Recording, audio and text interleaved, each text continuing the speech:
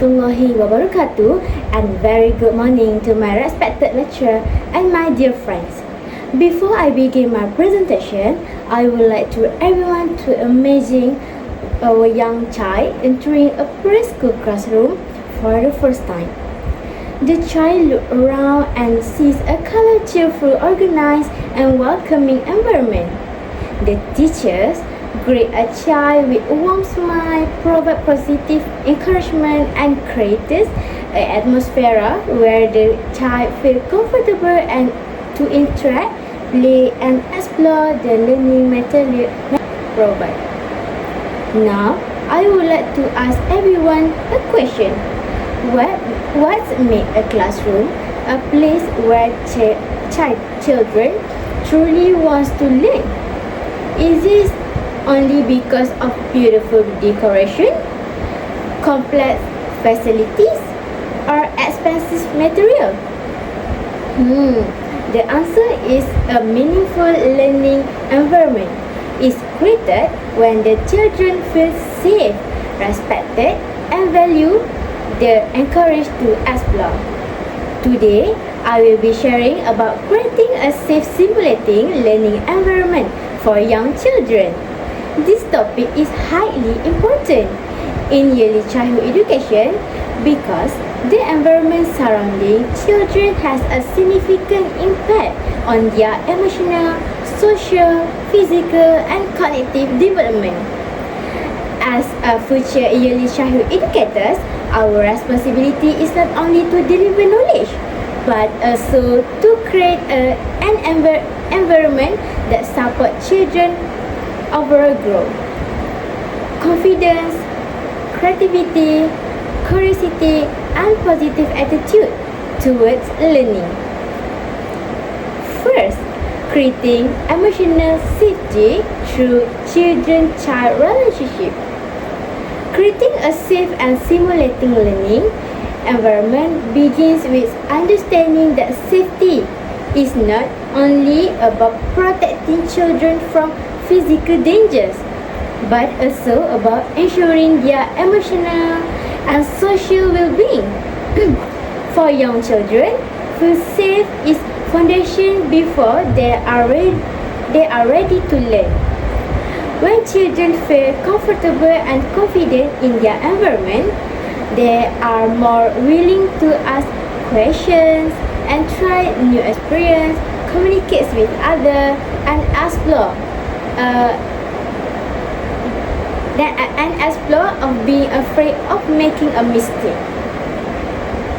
One important aspect of creating emotional safety is developing a strong relationship between teachers and children.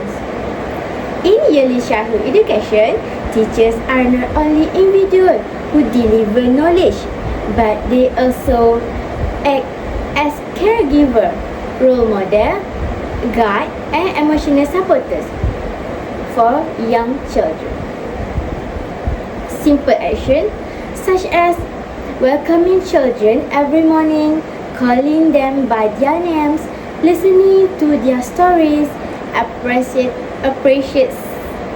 their effort, and responding positively to their emotions, and can build meaningful relationship between teachers and children. For example, when a child struggles to complete an activity, teachers should do not immediately say, "You cannot do it." Instead, teacher can encourage the child by saying, "It's okay to make a mistake. Let's try again together." Through positive communication, children will understand that mistakes are a natural part of the learning process, and this helps them develop self-confidence and positive attitude toward learning. Number 2 is creating a safe physical environment. Besides emotional safety, teachers also need to ensure that the physical environment of the preschool is safe, comfortable, and suitable according to children's development needs. Example, a good physical development A good physical environment does not only to reduce their risk of accident, but also provide opportunities for children to move, explore, and learn confidently. In creating a safe preschool environment, aspects such as classroom arrangement, facilities, and learning, for example, furniture such as tables, chairs, and storage shelves should be designed according to children's size and height. Suitable furniture allows children to sit comfortably, move safely, and access learning material independently. Low-level storage shelves are also important because children can take and return learning material by themselves, which is encourage independence and responsibility. Number 3 is ensuring safety in the school environment. Besides the classroom environment, the safety of the school area is so important because preschool area should have a proper safety feature such as secure fencing around the school compound to control children's movement and prevent them from leaving the school area without supervision. The entrance and exit area should also be monitored to ensure that only authorized individuals are allowed to enter the preschool environment. This helps protect children from potential safety risks and creates a more secure learning atmosphere. Furthermore, the arrangement of different space in preschool should be carefully planned. For example, the kitchen area or food preparation area should be separate from the main learning area to prevent possible risks such as children coming into contact with hot equipment, sharp objects, or unsafe material. The kitchen area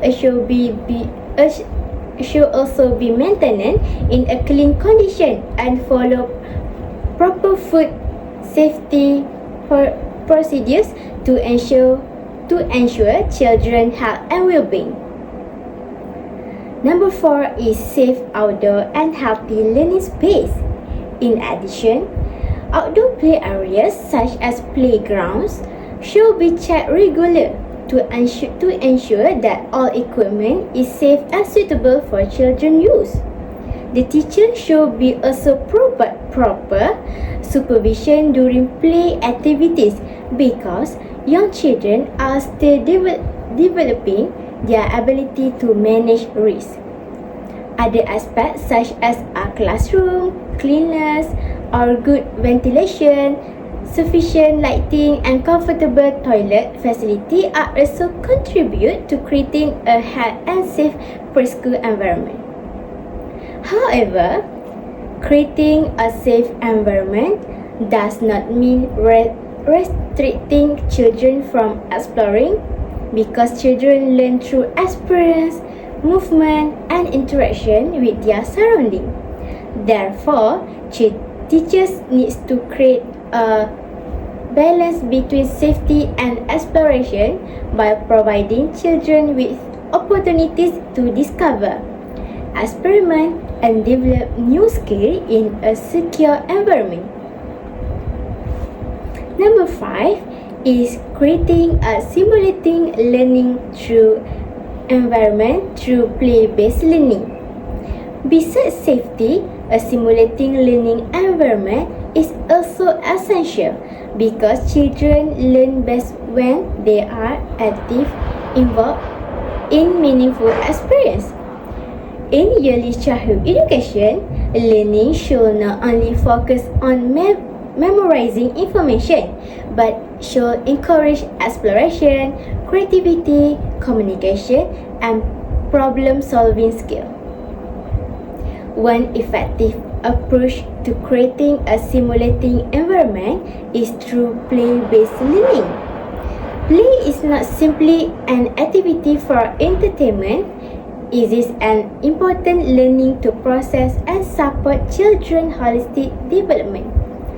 For example, during a role-play activity such as a mini market, Children are not only pretending to buy and sell items, but they are actually developing communication skill when interacting with friends, mathematics skill when counting money, social skill when cooperating, and creativity through imagination.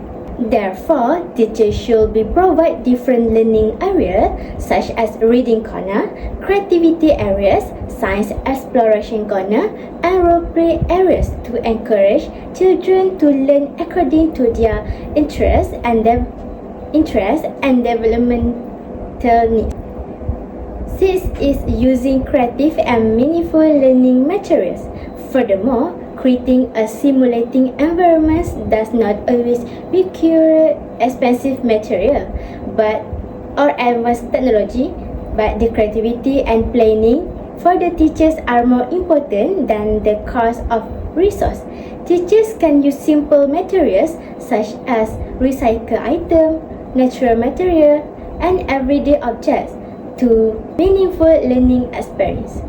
For example, cardboard box can be transformed into house to role-play activities, bottle caps can use for counting activities, and lens and leaf or stone can become material for science exploration.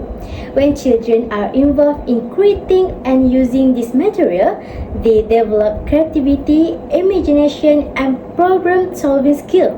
This shows that an effective learning environment depends on their teacher's ability to design meaningful experience rather than simply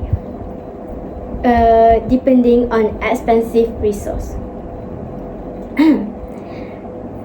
Next is creating an inclusive learning environment. In addition, a safe simulating learning environment must also be inclusive because every child is unique. Children have a different abilities, personalities, interests, and learning style. As a future educators, we need to ensure that every child feels accepted and equal opportunities to participate in learning. For example, some children may be confident in expressing themselves through speaking, while others may prefer drawing movement or creative activities.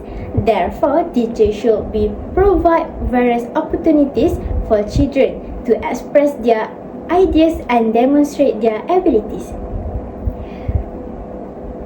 After that is based on my experience and observation in early childhood education settings, I have realized that creating a meaningful learning environment is not only about preparing beautiful classroom or interesting activities.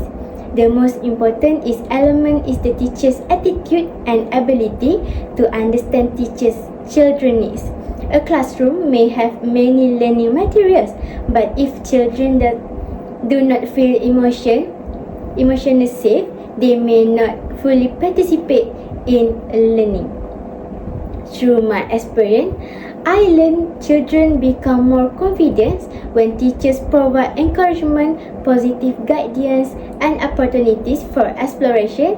So this has changed from my perspective as a future early childhood educators, because I understand that my role is not only to teach children but also to create an environment where children feel supported, respected, and motivated to learn.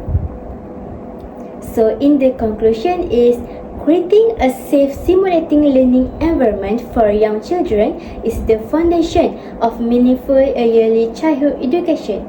A good learning environment is not defined only by the physical classroom, but the emotional connection, learning opportunities, and support provided by educators. When children feel safe, they develop confidence. When children are encouraged to explore, they develop curiosity and creativity. When children feel valued, they develop sensitivity, attitude toward learning. Therefore, as a future early childhood educators, we must continuously develop our knowledge, creativity, and commitment to create learning environment that support every child's potential. Remember, the teachers create an environment, but the environment shape the child. So I think that's all for now for my topic.